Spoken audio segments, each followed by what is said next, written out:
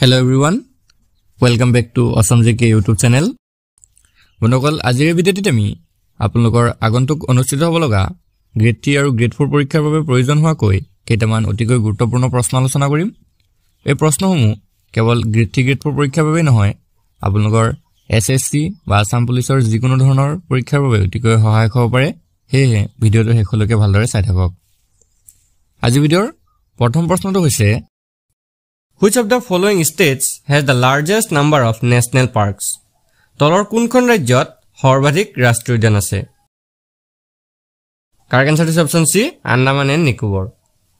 বন্ধুসকল আন্দামান আৰু নিকোবৰ দ্বীপপুঞ্জত সৰ্বাধিক সংখ্যক ৰাষ্ট্ৰীয় উদ্যান আছে। ইয়াৰ লগতে মনত ৰাখি থব মধ্যপ্ৰদেশতো সৰ্বাধিক ৰাষ্ট্ৰীয় উদ্যান আছে।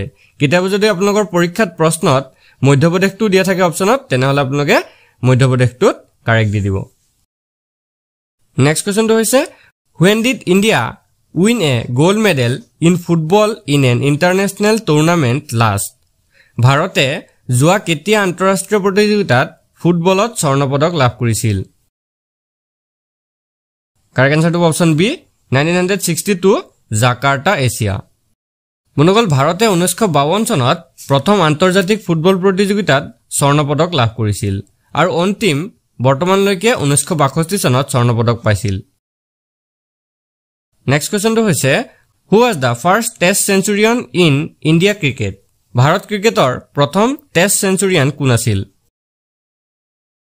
Correct answer option B Lala Amarnath. বন্ধুসকল লালা অমৰনাথে এই সেঞ্চুৰি 1933 চনত ইংলেণ্ডৰ বিৰুদ্ধে খেলি প্ৰথম ইনিংছত 118 ৰান সংগ্ৰহ কৰিছিল। নেক্সট কোৱেশ্চনটো হৈছে Ryder Cup is related with which sport? Ryder Cupৰ হৈতে কোনবোৰ খেলৰ সম্পৰ্ক আছে? Correct answer to option C golf. বন্ধুসকল গল্ফ খেলটোৰ হৈতে Ryder Cupৰ সম্পৰ্ক আছে। Next question to হৈছে which was the first country to host the Asian Games? Asian Games আয়োজন কৰা প্ৰথমখন দেশ কোনখন আছিল? Correct answer to option C India. বন্ধুসকল ভাৰতৰ নতুন দিল্লীত 1951 চনত প্ৰথমবাৰৰ বাবে এছিয়ান গেম অনুষ্ঠিত হৈছিল। নেক্সট কোৱেশ্চনটো হৈছে which of the following rulers was adorned with the title of the Maharaja Dhiraj? তলৰ কোনজন শাসকক মহাৰাজা ধীৰাজ উপাধিৰে অলংকৃত হৈছিল? Correct answer to option A Chandragupta first. বন্ধুসকল চন্দ্ৰগুপ্ত প্ৰথম মহাৰাজা ধীৰাজ উপাধিৰে অলংকৃত হৈছিল। Next question হৈছে which one of the following ports handled the North Indian trade during the Gupta period? তলৰ কোনটো বন্দৰে গুপ্ত যুগত উত্তৰ ভাৰতৰ বাণিজ্য সম্ভালিছিল? Correct answer to option C তামাৰলিপ্তি। বন্ধুসকল তামাৰলিপ্তি নামৰ বন্দৰটোৱে গুপ্ত যুগত উত্তৰ ভাৰতৰ বাণিজ্যসমূহ সম্ভালিছিল। Next প্ৰশ্নটো হৈছে who among the following has been called the Napoleon of India? তলত দিয়াসকলৰ ভিতৰত কাক ভাৰতৰ নেপোলিয়ন বুলি কোৱা হৈছিল? কাৰেক্ট আনসাৰ টু অপচন এ সমুদ্ৰগুপ্ত। বন্ধুসকল সমুদ্ৰগুপ্ত গুপ্ত বংশৰ ৰজা আছিল আৰু তেওঁক ভাৰতৰ নেপোলিয়ন নামেৰে জনা গৈছে। নেক্সট কোৱেশ্চনটো হৈছে who among the following is considered to the father of Ayurveda? তলৰ সকলৰ ভিতৰত কাক আয়ুৰ্বেদৰ পিতৃ বুলি গণ্য কৰা হয়? বন্ধুসকল correct answer to option B Charak. বন্ধুসকল চৰকক আয়ুৰ্বেদৰ পিতৃ বুলি গণ্য কৰা হয়। তেওঁ চৰক সংহিতা নামৰ এখন গ্ৰন্থ ৰচনা কৰিছিল। নেক্সট কোৱেশ্চনটো হৈছে who among the following was the last governor of Bengal appointed by Mughal empire?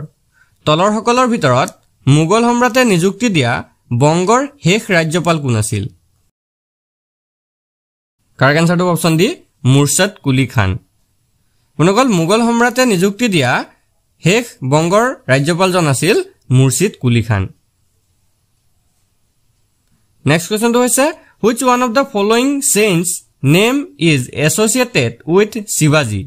তলৰ কোনজন শিৱাজীৰ ধৰ্মীয় গুৰু আছিল? Correct answer to option B Tukaram. বন্ধুসকল টুকাৰাম শিৱাজীৰ ধৰ্মীয় গুৰু আছিল। নেক্সট প্ৰশ্নটো হৈছে who translated Ramayana into Persian? Ramayana কোনে পাৰ্চী ভাষালৈ অনুবাদ কৰিছিল? The correct answer is option C, Abul Fazl. Abul Fazl পাৰ্চী ভাষালৈ ৰামায়ণ অনুবাদ কৰিছিল। Next question, which Rajput Manasdar revolt against Aurangzeb? Aurangzebৰ বিৰুদ্ধে কোনজন ৰাজপুত মনাকদাৰে বিদ্ৰোহ কৰিছিল? Correct answer is option D, Durgadas Rathore.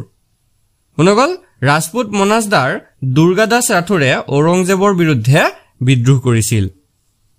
Next question, which of the following was a revolutionary who later tuned into a yogi and a philosopher? তলৰ কোনজন বিপ্লৱী পিছলৈ যোগী আৰু দাৰ্শনিকলৈ পৰিণত হৈছিল? Correct answer is option D, Aurobindo Ghosh. বন্ধুসকল অৰবিন্দ ঘোষ এজন বিপ্লৱী আছিল আৰু তেওঁ পিছলৈ যোগী আৰু দাৰ্শনিকলৈ পৰিণত হৈছিল। নেক্সট কোৱেশ্চনটো হৈছে who was the viceroy of India at the time of Jallianwala Bagh massacre? Jallianwala Bagh হত্যাকাণ্ডৰ সময়ত ভাৰতৰ ভাইসৰয় কোন আছিল? কাৰেক্ট আনসাৰটো অপচন বি, লৰ্ড চেমছফৰ্ড। বন্ধুসকল জালিৱানাৱালা বাগ হত্যাকাণ্ড সংঘটিত হৈছিল 1919 চনৰ 13 এপ্ৰিল তাৰিখে পঞ্জাবৰ অমৃতসৰত আৰু সেই সময়ত ভাৰতৰ ভাইসৰয় আছিল লৰ্ড চেমছফৰ্ড। নেক্সট কোৱেশ্চনটো হৈছে which one of the following describes India as a secular state?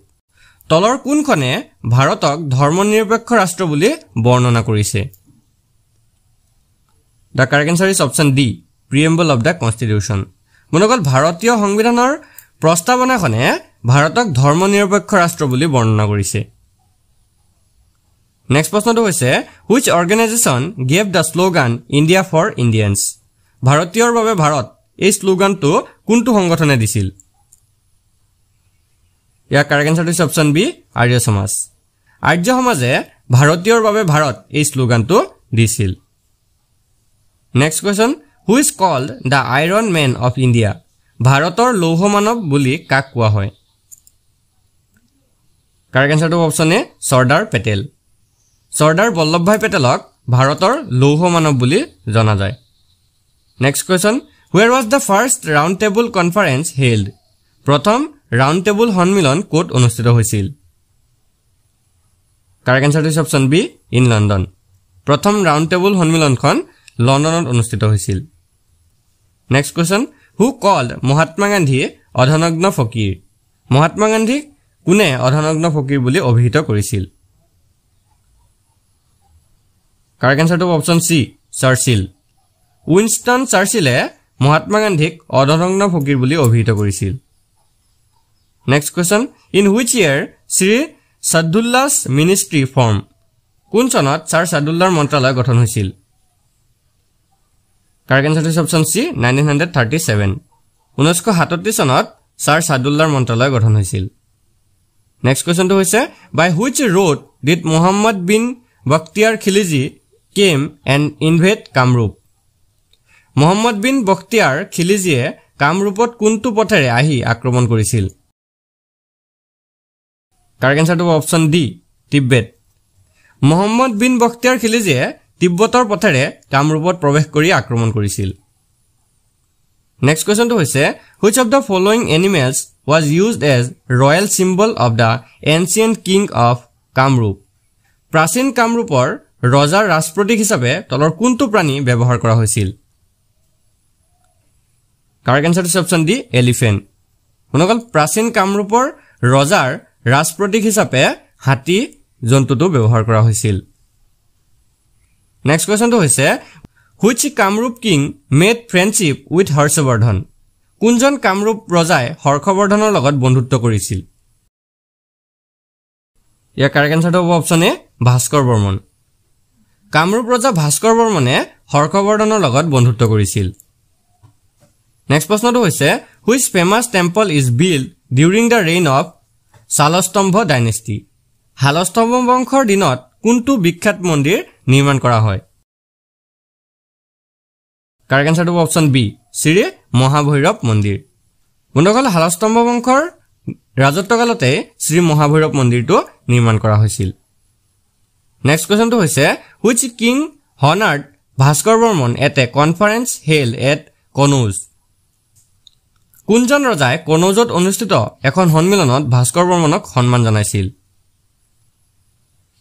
Year correct আনসাৰটো অপচন বি হৰ্ষবৰ্ধন বন্ধুসকল হৰ্ষবৰ্ধনে কনৌজত অনুষ্ঠিত এখন সন্মিলনত ভাস্কৰ বৰ্মনক সন্মান জনাইছিল নেক্সট প্ৰশ্নটো হৈছে during the reign of which king did Khilji invade Kamrup by Mohammad bin Bakhtiyar কামৰূপত কোনজন ৰজাৰ ৰাজত্বকালত মোহাম্মদ বিন বখতিয়াৰ খিলজিয়ে আক্ৰমণ কৰিছিল কাৰেক্ট আনসাৰ হৈছে অপচন সি পৃথু বন্ধুসকল পৃথুৰ ৰাজত্বকালত মোহাম্মদ বিন বখতিয়াৰে কামৰূপত আক্ৰমণ কৰিছিল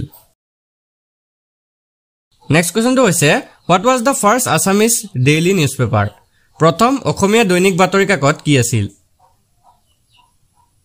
কাৰেক্ট আনসাৰটো অপচন বি দৈনিক বাতৰি প্ৰথম অসমীয়া দৈনিক বাতৰি কাকতখন আছিল দৈনিক বাতৰি নেক্সট প্ৰশ্নটো হৈছে when was the Matak territory annexed to the British Dominion Matak ভূখণ্ড কেতিয়া ব্ৰিটিছৰ আধিপত্যৰ লগত সংযুক্ত হৈছিল ইয়াৰ কাৰেক্ট আনসাৰটো অপচন বি 1842 বন্ধুসকল 1842 চনত মটক ভূখণ্ডটো ব্ৰিটিছৰ আধিপত্যৰ লগত সংযুক্ত হৈছিল নেক্সট কোৱেশ্চনটো হৈছে হু ডাগ দা হাজাৰা পোন্ড ইন তেজপুৰ তেজপুৰত হাজাৰা পুখুৰী কোনে খন্দাইছিল কাৰেক্ট আনসাৰটো অপচন এ হৰজাৰ বৰ্মা বন্ধুসকল হৰজাৰ বৰ্মাই তেজপুৰৰ হাজাৰা পুখুৰী খন্দাইছিল নেক্সট কোৱেশ্চনটো হৈছে where was the India's first women university establish ভাৰতৰ প্ৰথম মহিলা বিশ্ববিদ্যালয় ক'ত প্ৰতিষ্ঠা হৈছিল কাৰেক্ট আনসাৰটো অপচন সি মুম্বাই বন্ধুসকল মহাৰাষ্ট্ৰৰ মুম্বাইত ভাৰতৰ প্ৰথমখন মহিলা বিশ্ববিদ্যালয় প্ৰতিষ্ঠা হৈছিল নেক্সট প্ৰশ্নটো হৈছে who was the first Indian women to climb Mount Everest আৰোহণ কৰা প্ৰথম ভাৰতীয় মহিলা কোন আছিল কাৰেক্ট আনসাৰটো অপচন সি বাসেন্দ্ৰী পাল বন্ধুসকল মাউণ্ট এভাৰেষ্ট আৰোহণ কৰা প্ৰথম ভাৰতীয় মহিলা আছিল বাসেন্দ্ৰী পাল নেক্সট কোৱেশ্চনটো হৈছে where was the first post office open in India ভাৰতত প্ৰথম ডাকঘৰ ক'ত খোলা হৈছিল কাৰেক্ট আনসাৰটো অপচন এ বম্বে ইন 1727 বন্ধুসকল 1727 চনত বম্বেত ভাৰতৰ প্ৰথমখন ডাকঘৰ খোলা হৈছিল নেক্সট কোৱেশ্চনটো হৈছে Dead Sea is located between which two countries মৃতসাগৰ কোন দুখন দেশৰ মাজত অৱস্থিত কাৰেক্ট আনসাৰটো option B Jordan and Israel মৃতসাগৰ অৰ্থাৎ ডেড সি জৰ্ডান আৰু ইজৰাইল দেশ দুখনৰ মাজত অৱস্থিত নেক্সট কোৱেশ্চনটো হৈছে which country is also known as land of midnight sun কোনখন দেশক মাজনিশাৰ সূৰ্যৰ ভূমি বুলি জনা যায় কাৰেক্ট আনসাৰটো অপচন ডি নৰৱে বন্ধুসকল নৰৱে দেশখনক মাজনিশাৰ সূৰ্যৰ ভূমি বুলি জনা যায় নেক্সট প্ৰশ্নটো হৈছে which two seas are joined by the সুৱেজ কেনেল কোন দুটা সাগৰক সুৱেজ খালেৰে সংযুক্ত কৰা হৈছে কাৰেক্ট আনসাৰটো option B Mediterranean Sea and Red Sea ভূমধ্যসাগৰ আৰু লোহিত সাগৰক সুৱেজ খালেৰে সংযোগ কৰে নেক্সট কোৱেশ্চনটো হৈছে on which date is Hindi Diwas celebrates in India ভাৰতত হিন্দী দিৱস কোন তাৰিখে উদযাপন কৰা হয় কাৰেক্ট আনসাৰটো অপচন এ 14 ছেপ্টেম্বৰ 14 ছেপ্টেম্বৰ তাৰিখে ভাৰতত হিন্দী দিৱস উদযাপন কৰা হয় next question which state is known as India's spice garden কোনখন ৰাজ্য ভাৰতৰ মছলা উদ্যান বুলি জনা যায় কাৰেক্ট আনসাৰটো অপচন এ কেৰালা বন্ধুসকল কেৰালা ৰাজ্যখনক ভাৰতৰ মছলা উদ্যান বুলি জনা যায় next question on which river bank is Goa located কোনখন নদীৰ পাৰত গোৱা অৱস্থিত কাৰেক্ট আনসাৰটো অপচন বি মাণ্ডৱী নদীৰ পাৰত গোৱা অৱস্থিত আজি ভিডিঅ'ৰ শেষৰ কোৱেশ্চনটো হৈছে which state is India is the largest producer of soybean ভাৰতৰ কোনখন ৰাজ্যই সৰ্বাধিক সয়াবিন উৎপাদন কৰে অপচন কেইটাৰ ভিতৰত কাৰেক্ট আনসাৰটো অপচন সি মধ্যপ্ৰদেশ ভাৰতৰ মধ্যপ্ৰদেশ ৰাজ্যখনত সৰ্বাধিক সয়াবিন উৎপাদন হয় বন্ধুসকল আজি ভিডিঅ'টো আপোনালোকৰ বাবে ইনফৰমেটিভ হলে ভিডিঅ'টো এটা লাইক কৰি দিব আৰু এনে ধৰণৰ আগন্তুক যিকোনো পৰীক্ষাৰ বাবে ভিডিঅ' পাবলৈ আমাৰ চেনেলটো সাবস্ক্ৰাইব কৰি কাষত থকা বেল আইকনটো দবাই দিব ধন্যবাদ